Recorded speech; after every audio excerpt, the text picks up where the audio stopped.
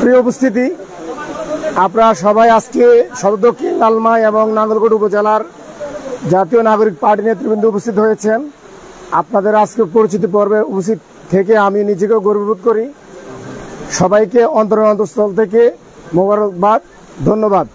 প্রিয় উপস্থিতি, খুব বেশি কিছু বলবো না, শুধু এতটুকুই বলবো, এই পৃথিবীতে আল্লাহ পাক আমাদেরকে পাঠিয়েছেন খলিফা হিসাবে।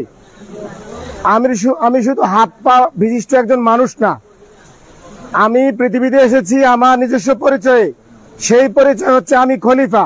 খলিফা মানে হচ্ছে আমি নেতা। নেতা মানে হচ্ছে আমি এই সমাজের, আমি এই দুনিয়ার পরিচালক।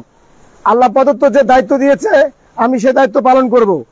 আমরা বিশ্বাস করি বাংলাদেশে যে গত 17 বছর যে দুঃশাসন হয়েছে, এই দুঃশাসন ছাত্র জনতার রক্তের বিনিময়ে আমরা অপসারণ করেছি।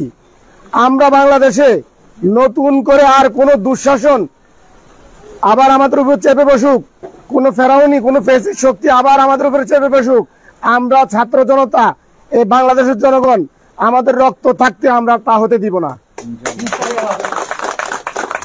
জাতীয় নাগরিক পার্টি বান্ডেল থাকলে প্রতি সেনমানিতে টাকা বাঁচবে। বিকাশ সেনমানি বান্ডেল কিনে জিতুন প্রতি লেনদেনে। গণ আন্দোলনে ভোটের মাঠে কি ভূমিকা রাখে সেটা বড় কথা নয়, তবে আমি আজকে স্পষ্ট করে যাচ্ছি, জাতীয় নাগরিক পার্টি থেকে যে সমস্ত তরুণ যারা জুলাই বিপ্লব করেছে, তারা জীবিত থাকতে এই বাংলাদেশে নতুন করে কাউকে আর শেখ হাসিনা হতে দেওয়া হবে না। নতুন করে কাউকে আর নব্য আওয়ামী লীগের ভূমিকায় অবতীর্ণ হওয়ার কোন সুযোগ দেওয়া হবে না। তাদেরকে যদি তাদেরকে না শুধরায়, তারা যদি আবার গুম খুন এবং দলীয় আধিপত্যের জন্য তারা যদি খুনাখুনি বন্ধ না করে, আওয়ামী লীগের যে পরিণতি হয়েছে জনগণ তাদের ব্যাপারে একই সিদ্ধান্ত নিবে।